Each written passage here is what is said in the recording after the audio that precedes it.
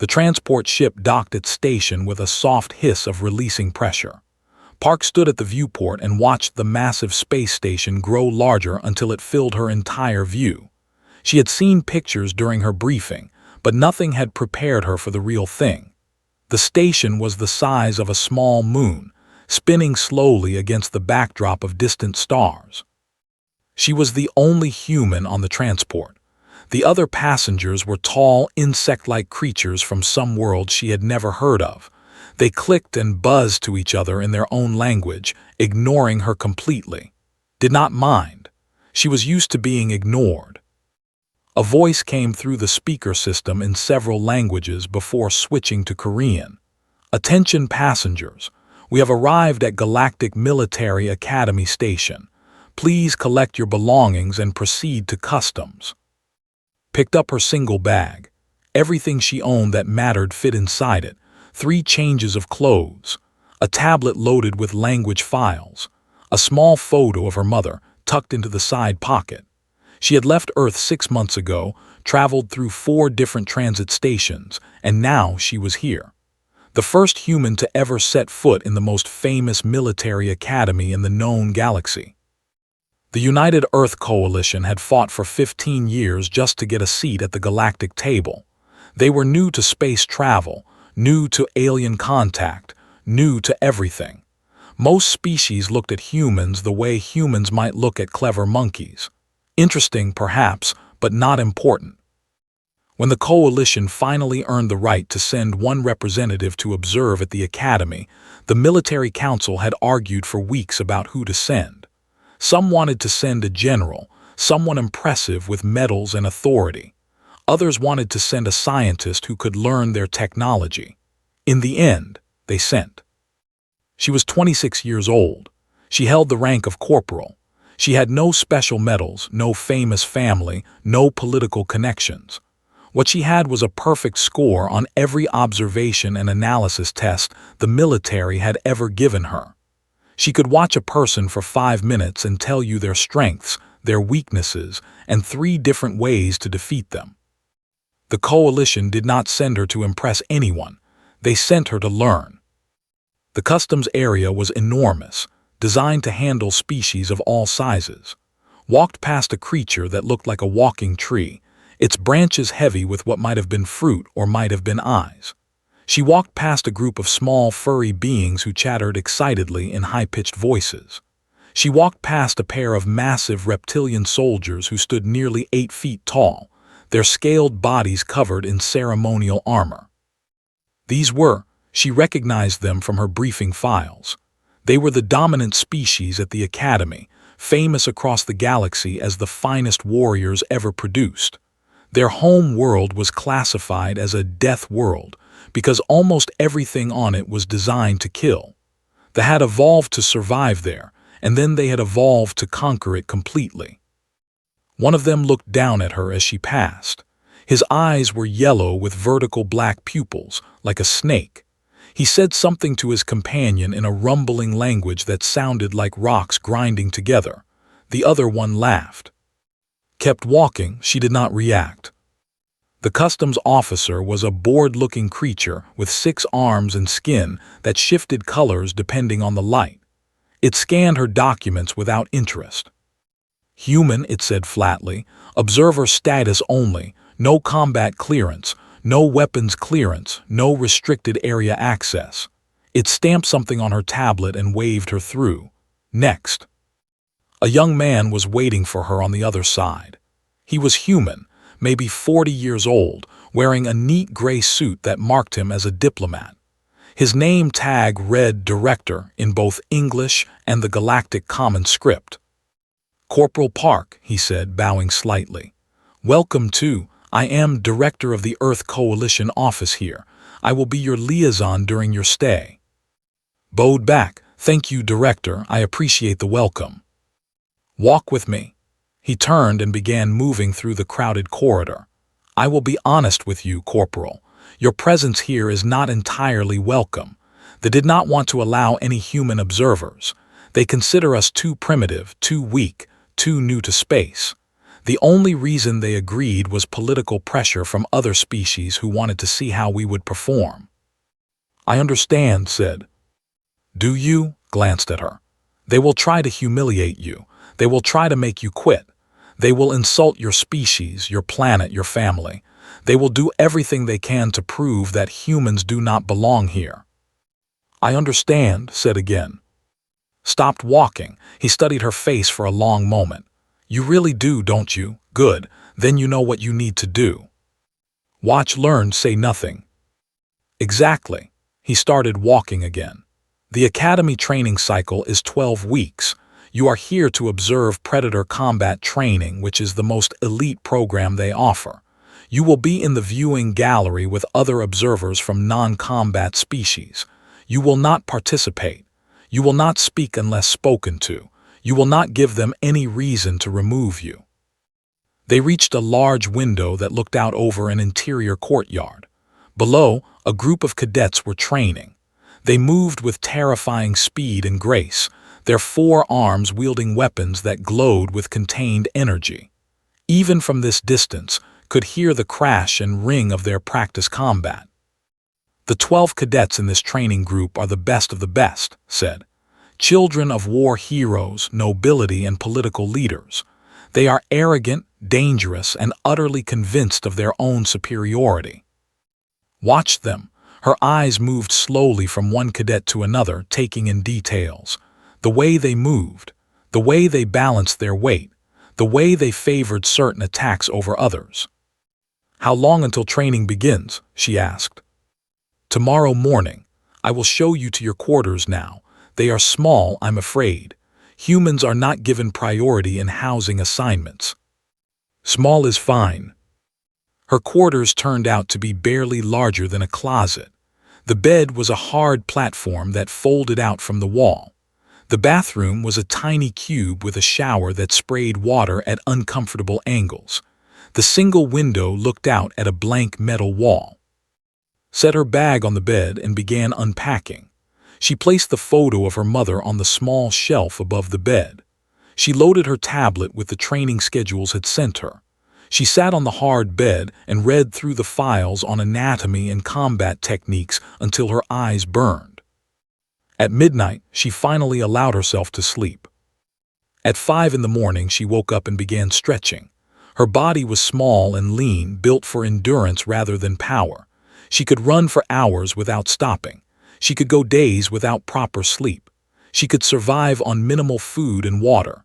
These were not impressive abilities by galactic standards. Humans were not fast or strong or armored. They were soft, fragile creatures from a mild planet.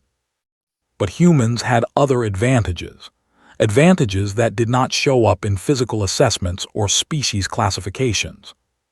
Finished her stretches and prepared for her first day of observation. She dressed in the plain gray uniform of an observer, pinned her identification badge to her chest, and looked at herself in the small mirror by the door. She looked unremarkable, that was the point. She walked to the training facility alone. The corridors were busy with cadets and instructors from a dozen different species.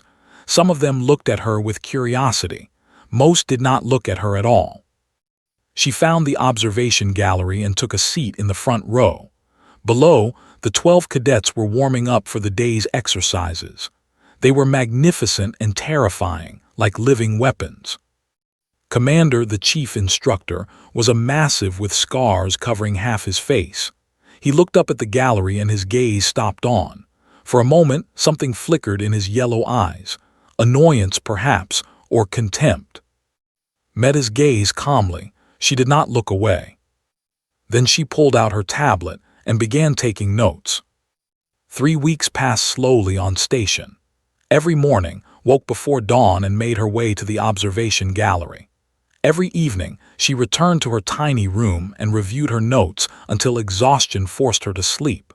She ate alone in the section of the cafeteria reserved for non-combat species. She spoke to no one except Director during their weekly briefings. She watched everything. The training was brutal and efficient. The cadets sparred for hours each day, using weapons that could cut through steel like paper.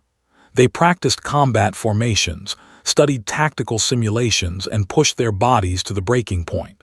Commander drove them relentlessly, accepting nothing less than perfection. Took notes on all of it.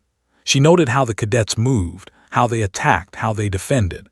She noted which ones were fastest, which ones were strongest, which ones made mistakes under pressure. She noted the way their scales overlapped and where the gaps appeared during certain movements. She noted the small flinches that revealed old injuries, the slight favoring of certain limbs, the moments of hesitation that betrayed uncertainty. Most importantly, she noted their weaknesses. Every species had weaknesses. They were covered in natural armor, but that armor had limits. There were soft spots behind the knees, under the arms, at the base of the skull. There were nerve clusters that sat close to the surface, vulnerable to precise strikes. There were joints that could only bend in certain directions. Memorized all of it. The cadets knew she was watching them. At first, they had ignored her completely, treating her as nothing more than furniture. But as the days passed, some of them began to notice her constant presence. They noticed how her eyes followed their movements. They noticed how she never looked away, never seemed bored, never lost focus. It made them uncomfortable, though they would never admit it. Cadet was the largest and loudest of the 12. His father was a famous general who had won 3 major wars. His family had produced warriors for 40 generations. He was strong, fast, skilled, and utterly convinced that he was the greatest fighter the Academy had ever seen. He was also a bully. Had watched him pick on weaker cadets, mock other species, and swagger through the training facility like he owned it. Commander tolerated his behavior because his family was powerful and because, truthfully, was talented. He might have been the best fighter in his class if not for his arrogance. On the first day of the 4th week, finally decided to notice. The cadets had just finished a particularly intense sparring session. They were resting on the training floor, drinking water and catching their breath. Looked up at the observation gallery and saw the small human sitting there with her tablet, her eyes fixed on him. Something about her calm attention irritated him deeply. "Hey," he called out, his voice echoing through the training hall. "Soft skin, yes, you, the human." Looked up from her tablet. She did not speak. "Do your people even have warriors?" Stood and stretched to his full height, showing off his massive frame. "Or do you just run away from danger and hope something else dies first?" Some of the other cadets laughed. A few looked uncomfortable. Cadet, a female who rarely spoke, kept her eyes on the ground. Set her tablet aside and walked to the railing of the observation deck. She looked down without expression. "We have warriors," she said. Her voice was quiet but clear. "Then why did they send you?" Spread all 4 of his arms wide. "Look at you. You're tiny, you're soft. You have no claws, no armor, no natural weapons of any kind. I could crush your skull with one hand." "Probably," agreed. This was not the response had expected. He had wanted fear or anger or some desperate attempt to defend her species. Her simple agreement threw him off balance. "Probably," he laughed, but there was an edge to it now. "There's no probably about it, little creature. Humans are the weakest species in the known galaxy. You have no business being here." "Perhaps," said. Perhaps. His amusement was fading into genuine irritation. "Do you even know how to fight? Have you ever held a weapon?" "Yes." "Then come down here." His voice dropped lower, more dangerous. "I want to see what humans are made of. Show me your great warriors." Commander stepped forward from the side of the training floor. "Cadet, that is enough. The human is here as an observer only. She is not cleared for combat exercises." "I'm not asking for combat, Commander." His teeth showed in what passed for a smile among his people. "I'm asking for a demonstration, a cultural exchange. Isn't that what the politicians wanted when they allowed these creatures into our academy?" Hesitated. He looked up then back at. His expression suggested he knew something bad was about to happen but was not sure how to stop it. At that moment, Director entered the training hall through a side door. He had been watching from a different observation point, one that had not known about. His face was carefully neutral, revealing nothing. "If Corporal Park wishes to participate in a demonstration," he said smoothly, "I see no reason to prevent it. Cultural exchange is, after all, one of the purposes of the Academy." Turned to him with obvious surprise. "Director, she could be seriously injured or killed." "I accept full responsibility for any consequences," said. "As representative of the United Earth Coalition, I authorize Corporal Park's participation." "As do I," said from above. Everyone looked up at her. She was already moving toward the stairs that led down to the training floor. Her footsteps were soft on the metal steps, barely making a sound. Watched her approach with a mixture of confusion and anticipation. This was not how prey was supposed to behave. They were supposed to run, or freeze, or beg for mercy. They were not supposed to walk calmly toward their own destruction. The other cadets formed a loose circle around the training mat, their expressions ranging from curious to concerned. Cadet was watching's face with an intensity that suggested she was trying to understand something. Stepped onto the mat and faced. She had to tilt her head back to look at his face. The top of her head barely reached his chest. "So," said, "the soft skin has courage at least. That's something." "I would like to know the rules," said. "Rules?" laughed. "This is a demonstration, human. The rule is simple. Try not to die." Commander spoke up quickly. "Non-lethal only. Cadet, you will use controlled force. Training standards apply. Any serious injury will result in immediate disciplinary action." "Of course, Commander." Did not take his eyes off. "I wouldn't want to break our guest before she gets to see the rest of the training program." An instructor came forward with a weapons rack. He looked at with something that might have been pity. "Select your weapon," said. "Any training implement on the rack is available." Looked at the options. Plasma blades, shock staffs, weighted training swords. All of them were designed for hands oversized and heavy. She pointed at a simple non-lethal baton on the bottom shelf. It was a plain rod of reinforced polymer, about 2 feet long, designed to deliver a mild electrical shock on contact. It was the most basic training tool available, usually given to young children learning their first combat forms. The instructor hesitated. "This one, are you certain?" "Yes." He handed it to her, tested its weight, gave it an experimental swing. It was lighter than she had expected. Stared at her weapon choice with disbelief. "That's what you're going with, a child's toy." "It's fine," said. She settled into a stance that looked almost casual.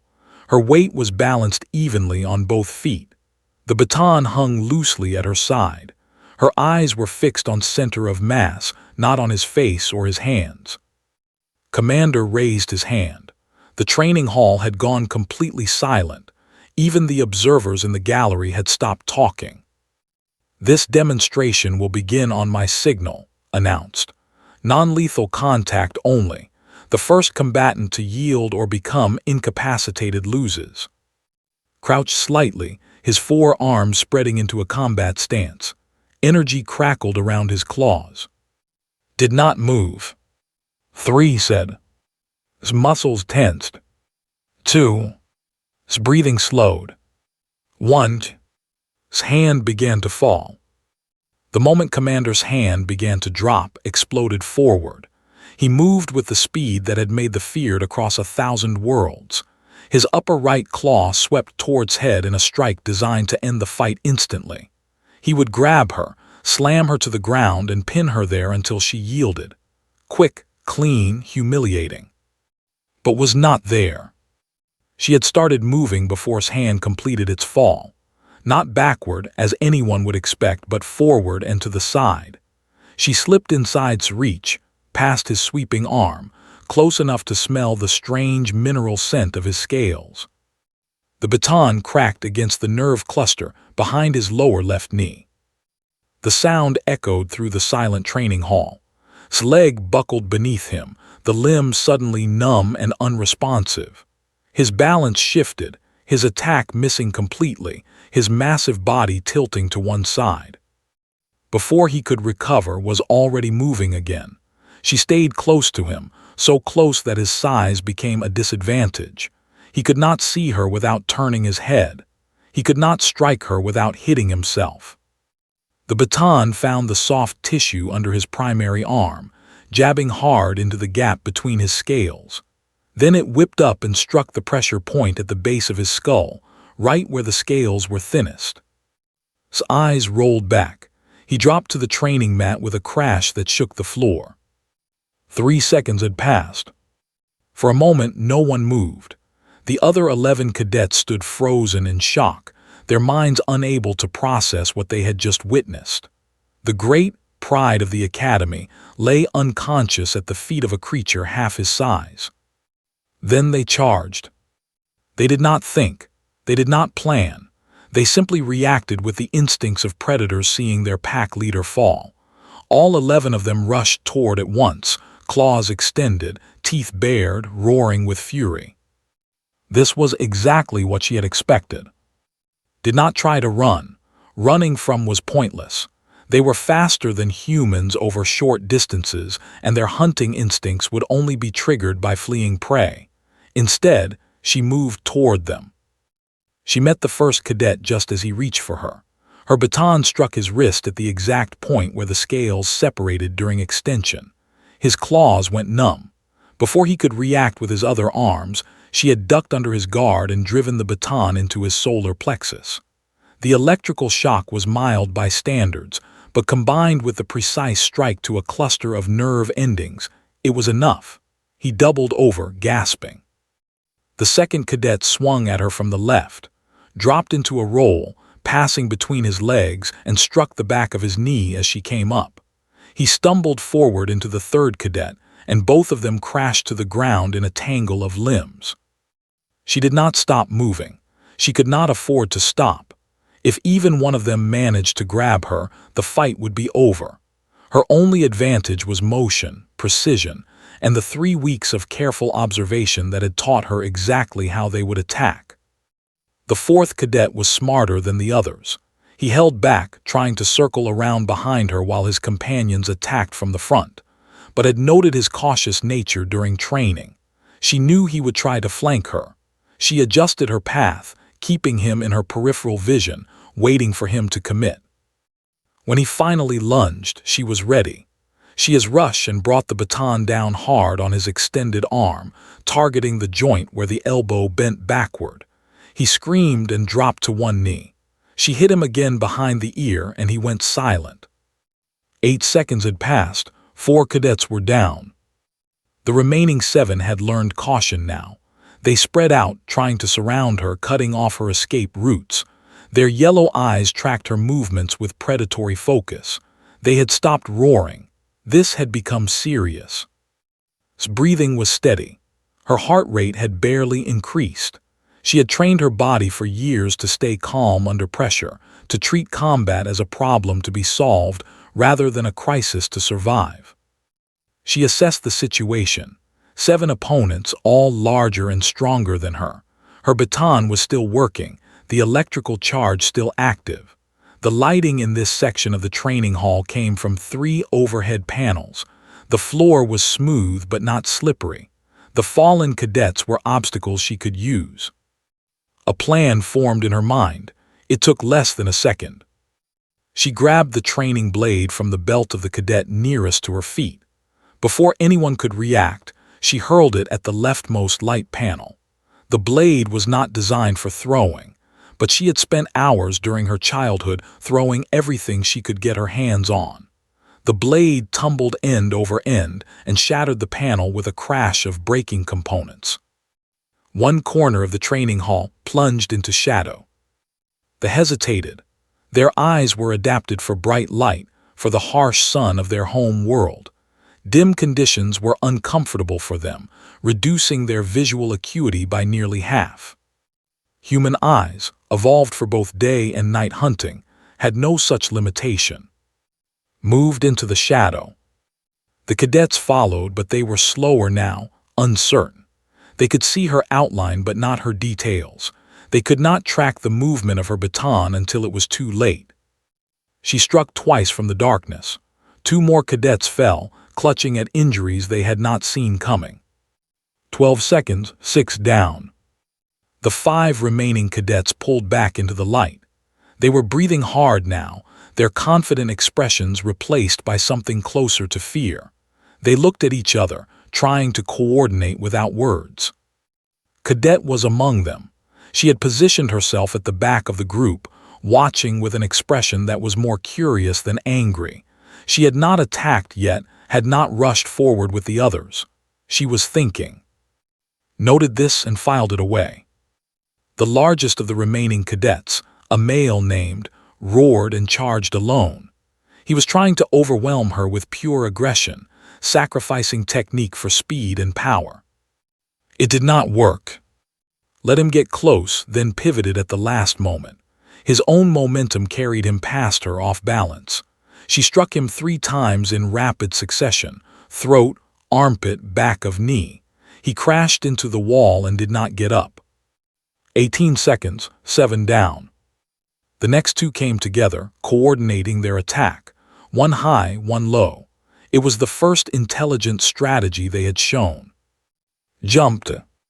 It was not a high jump. Humans were not built for vertical leaping, but it was enough to pass over the low attacker while putting her in range of the high one. Her baton caught him across the temple. He staggered. She landed on her feet, spun, and swept the legs out from under the low attacker before he could turn around. A quick strike to his exposed neck ended his participation. 22 seconds, 9 down. 2 cadets remained standing besides. They had backed away to the far side of the training mat, their eyes wide, their scales pale with shock.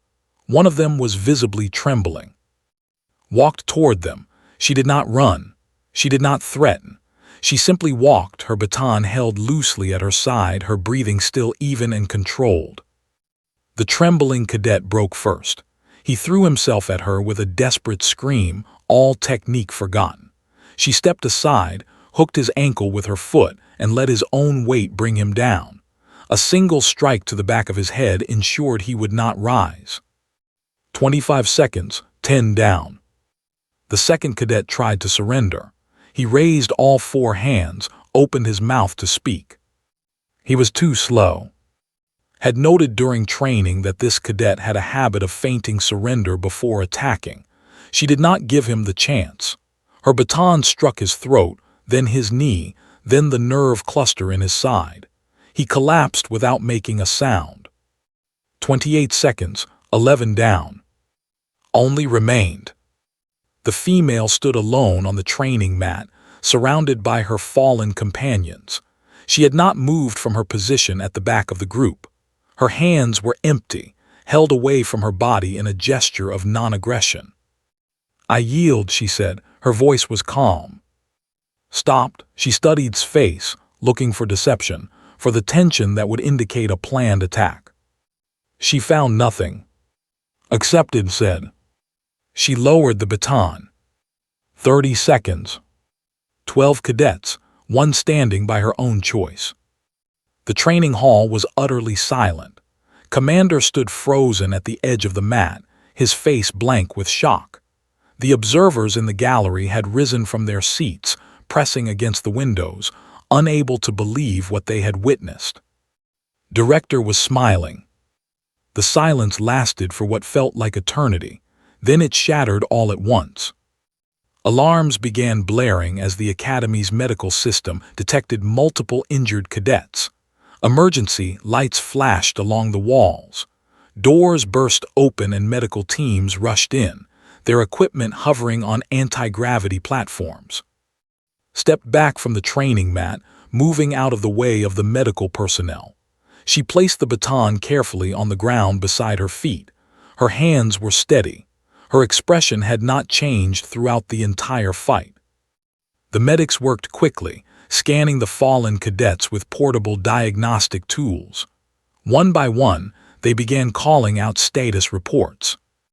Cadet unconscious. Nerve damage to left leg temporary. Concussion mild, will recover fully.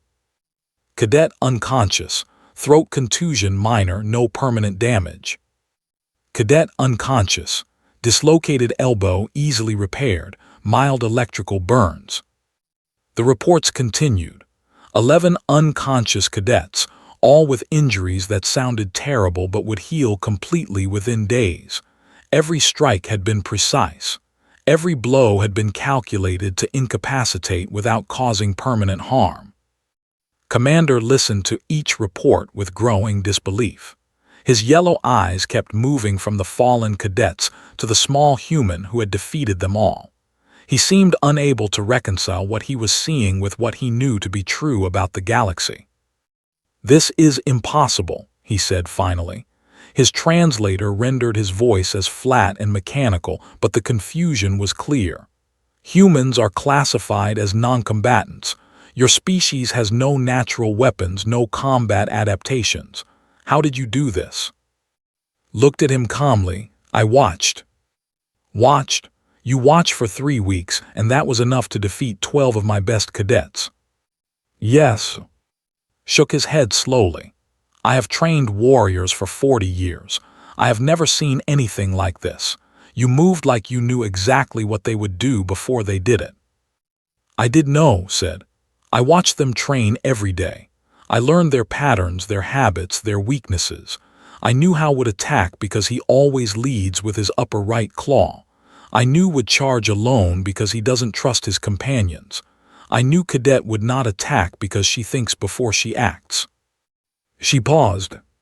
"Your cadets are strong and fast, but they fight the same way every time. They have been trained to be weapons, not soldiers. They do not adapt. They do not think. They rely on their natural advantages without considering that those advantages might not always apply." Stared at her. Behind him, the medical teams were loading the unconscious cadets onto transport platforms. Only remained on her feet, standing at the edge of the mat with her arms crossed. "You could have killed them," said. "It was not a question." "Yes." "Why didn't you?" Considered the question. "Killing was never the goal. They asked what humans were made of. I showed them." Director stepped forward. He had been watching the aftermath with quiet satisfaction, saying nothing while the medical teams worked. Now he moved to stand beside, presenting a united front. "Commander," he said formally, "I believe this demonstration has been educational for everyone involved. The United Earth Coalition is grateful for the Academy's hospitality during Corporal Park's observation period." His eyes narrowed. "Observation period? You expect me to believe this was just observation?" "Corporal Park was sent here to observe and learn," said smoothly. "She has done exactly that. The fact that your cadets chose to provoke a confrontation is not her responsibility. They could have been seriously injured. But they weren't. Every strike was controlled. Every blow was non-lethal. Corporal Park showed more restraint in 30 seconds than your cadets showed in their entire attack." Opened his mouth to respond, but continued. "Furthermore, I should point out that Cadet initiated this confrontation with insults and challenges. He questioned the validity of humanity's presence at this academy. He questioned whether humans have warriors. Corporal Park has provided a definitive answer to those questions." The observation gallery had filled with people. Word of what had happened was spreading through the station like fire. Representatives from dozens of species were crowding the windows, trying to see the small human who had defeated 12 cadets with nothing but a training baton. Among them noticed beings she recognized from her briefing files. Diplomats, military, intelligence officers. They were all watching her with new interest, reassessing everything they thought they knew about humanity. This, she understood, had been the real purpose of her assignment. The Coalition had not sent her to learn about alien combat techniques. They had sent her to deliver a message that could not be delivered through diplomatic channels or formal negotiations, a message that had to be demonstrated. Humans are more dangerous than you think. Was beginning to regain consciousness. He groaned and tried to sit up, his hand moving to the back of his head where it had struck him. A medic pushed him back down gently but firmly. Easy, cadet. You took a significant blow. You need to remain still. The human said thickly, "Where is the human?" Walked over to him. She stood at the edge of his medical platform, looking down at his confused face. "I'm here," she said. Blinked at her, his eyes were having trouble focusing. You beat me. You beat all of us." "Yes." How? His voice cracked with something that might have been humiliation or might have been genuine curiosity. "I'm stronger than you. Faster. I have natural weapons and armor. How did you defeat me?" Was quiet for a moment. When she spoke, her voice was softer than before, almost gentle. "You asked the wrong question, cadet. You asked how I defeated you. But that's not the important question. The important question is why you lost." "What do you mean?" "You lost because you underestimated me. You looked at my size and assumed I was weak. You looked at my species and assumed we had nothing to offer. You never considered that I might have advantages you couldn't see." She crouched down so that she was closer to his eye level. "Humans don't have claws or armor or venom. We're not the fastest or the strongest, but we have something more dangerous. We think. We plan. We watch and learn and adapt. We find weaknesses that no one else sees because no one else is looking." Stared at her. For the first time since she had arrived at the academy, she saw something other than contempt in his eyes. She saw the beginning of respect. "You spent 3 weeks watching us," he said slowly, "learning everything about how we fight." "Yes." "And you were planning this the whole time, waiting for someone to challenge you." Shook her head. "I wasn't planning anything. I was observing like I was sent to do, but I prepare for everything. Humans don't have the luxury of being strong. We survive by being ready." She stood up. "Get some rest, cadet. Your injuries will heal quickly. When you're recovered, perhaps we can talk more." She turned and walked away. The crowd in the gallery parted for her as she made her way to the exit, their eyes following her every step. Behind her, Cadet approached Commander. Her voice was quiet, but sharp ears caught her words. "Sir, I would like to request permission to speak with the human observer." Looked at her with surprise. "For what purpose?" His gaze followed retreating form. "I want to understand," she said. "She beat us without hate, without anger. She could have killed us all, but she didn't. She didn't even hurt us badly. I've never seen anyone fight like that. I want to know how." Considered this for a long moment. Then he nodded slowly.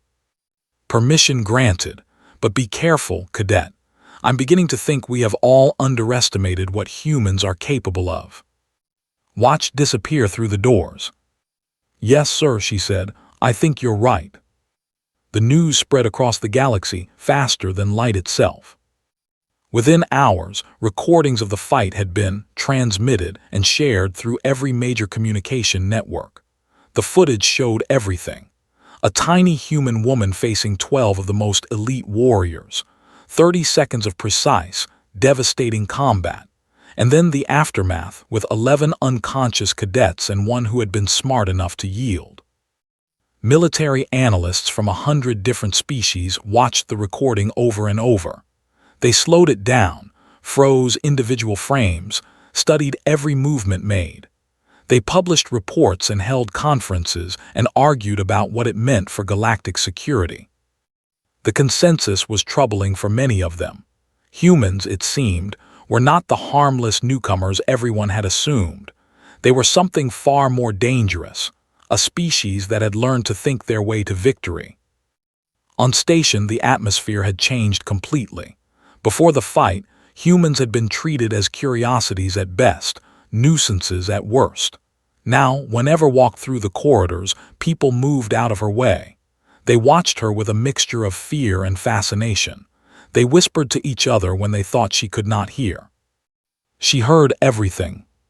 3 days after the demonstration, Commander requested a formal meeting. Agreed, and they sat across from each other in his office, a simple room decorated with weapons and trophies from campaigns spanning decades.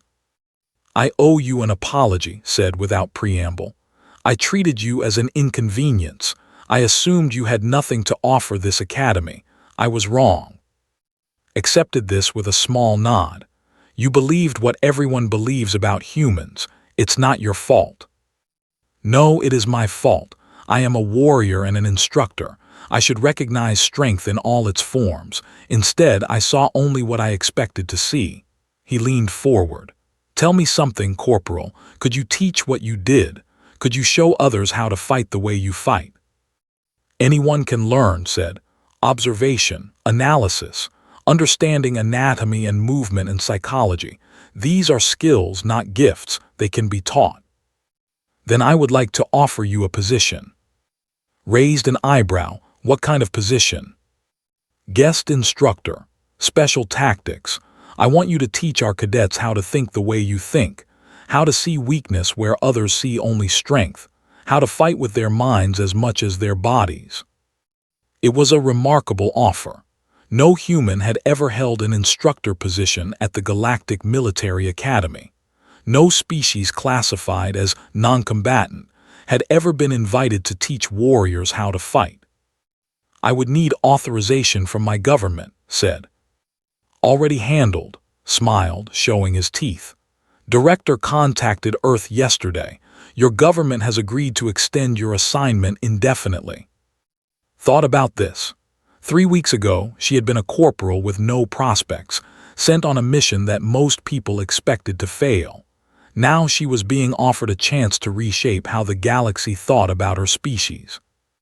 "I accept," she said. Her first class was held 1 week later. The lecture hall was packed with cadets from every species represented at the academy. Word had spread that the human was teaching, and everyone wanted to see what she would say. Stood at the front of the room looking out at the sea of faces. Some were curious, some were skeptical. A few were openly hostile. She recognized among them his injuries healed, his expression unreadable. "My name is Park," she began. "I am a human. 3 weeks ago, most of you would have said that meant I was weak, harmless, and irrelevant. You would have been wrong." She walked slowly across the front of the room. "Humans evolved on a planet called Earth. It is not a death world. It does not have the extreme conditions that produce species like thee or the. By your standards, Earth is almost peaceful." She stopped. "But that does not mean we are weak. It means we had to become something different. On our world, we were never the fastest or the strongest. We could not outrun predators. We could not overpower them. We could not hide from them, so we learned to outthink them." She turned to face the class directly. "This is what I am going to teach you, not how to be stronger or faster. You are already strong and fast. I am going to teach you how to think like a human, how to watch and wait and learn, how to find weakness in any opponent, no matter how powerful they seem, how to turn your enemy's strengths into disadvantages." A cadet raised his hand. It was. "Yes, Cadet. You beat us by knowing our weak points," he said. "You watched us and learned where to strike. But what happens when you face an enemy you have not studied? What happens when there is no time to observe?" It was a good question. Was pleased that he had asked it. "Then you observe faster," she said. "Every movement an opponent makes tells you something about them. The way they stand reveals their balance. The way they guard reveals what they fear. The way they attack reveals their training and their instincts. A human warrior never stops observing, never stops learning, not even in the middle of combat." She looked around the room. "In the fight against your fellow cadets, I had 3 weeks to prepare. But even without that preparation, I would have survived. Maybe I would not have won so quickly. Maybe I would have taken injuries, but I would have survived because I would have adapted. That is what humans do. We adapt." The class lasted for 2 hours, covered basic principles of observation, anatomical weak points common to most bipedal species, and the psychology of combat. She assigned reading and exercises. She answered questions with patience and clarity. When the class ended, the cadets filed out slowly, many of them talking quietly among themselves. Could see that she had given them something to think about. Cadet stayed behind. She approached desk with her hands clasped formally in front of her. "Instructor Park," she said, "I wanted to thank you." "For what?" "For not hurting me during the fight. You could have. The others attacked you, but you still could have included me. You chose not to." Studied her. "You chose not to attack me. That showed wisdom. I saw no reason to punish wisdom." Hesitated. "May I ask you something?" "Of course." "When you fought the others, were you angry? Were you afraid?" Considered the question carefully. "No," she said finally. "I was focused. Fear and anger cloud judgment. They make you react instead of think. I cannot afford to be clouded." "But how?" His voice was genuinely puzzled. "They were trying to hurt you. They were insulting your species, your honor. How do you not feel anger?" Was quiet for a moment. Then she said something that would remember for the rest of her life. "Anger is for those who cannot afford patience. Humans can afford patience. We have built our entire survival around it. We can wait for hours, days, years if necessary. We can watch our enemies and learn their weaknesses while they never even notice us watching. Anger would only slow us down." She gathered her materials and prepared to leave. "You have good instincts, Cadet. You think before you act. That is rare among your people. I hope you will continue to develop that quality." "Will you teach me?" asked. "Personally, I mean, more than what you teach the others." Looked at her for a long moment, then she nodded. "Yes," she said, "I think I will." She walked out of the lecture hall, leaving standing alone with her thoughts. 3 months later, a formal ceremony was held in the Academy's Great Hall. Representatives from a dozen species attended, including a delegation from Earth. The purpose of the ceremony was to officially recognize humanity's new status in the galactic community. Director presented the documentation. Humanity's classification was being updated from Persistence Predator Non-Threat to Persistence Predator Apex, Extreme Caution Advised. It was a bureaucratic change, a simple adjustment to a database entry, but everyone in the room understood what it really meant. Humans were no longer the harmless newcomers that everyone could ignore. They were a species to be respected, studied, and perhaps feared. After the ceremony, found standing by a window, looking out at the stars. "How does it feel," he asked, "to have changed how the galaxy sees us?" Shook her head. "I didn't change anything. I just showed them what was always true. Humans have always been dangerous. They just weren't paying attention." Smiled. "Well, they're paying attention now." He reached into his coat and pulled out a small package. "I had this made for you. A gift from the Coalition to thank you for your service." Opened the package. Inside was the training baton she had used in the fight, now mounted on a small display stand. A metal plaque was attached to the base. She read the inscription. "It's not the weapon, it's the human holding it." She looked at with surprise. He shrugged. It seemed appropriate. "That baton is going to be famous, you know. Museums have already asked to display it. I thought you should have it first." Held the baton carefully, remembering the weight of it in her hand, the feel of combat, the moment when 12 warriors had fallen before her. "Thank you," she said quietly. Outside the window, the stars burned with cold and ancient light. Somewhere out there, the news of what had happened was still spreading. Species who had never heard of humanity were learning about them for the first time, learning to be careful. Smiled. "Let them learn.